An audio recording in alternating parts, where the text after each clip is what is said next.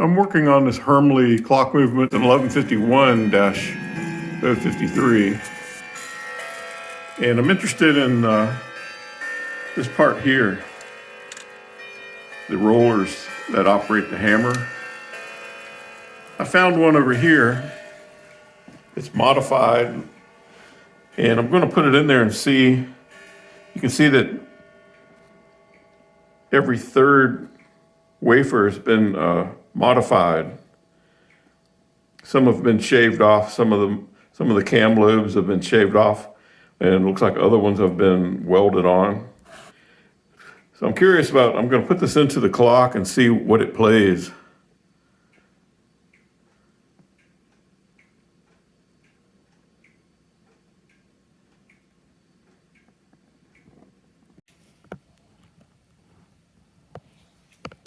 Schlagrolle.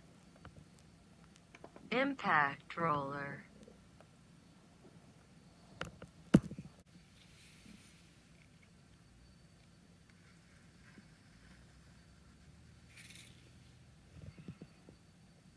Schlagrolle.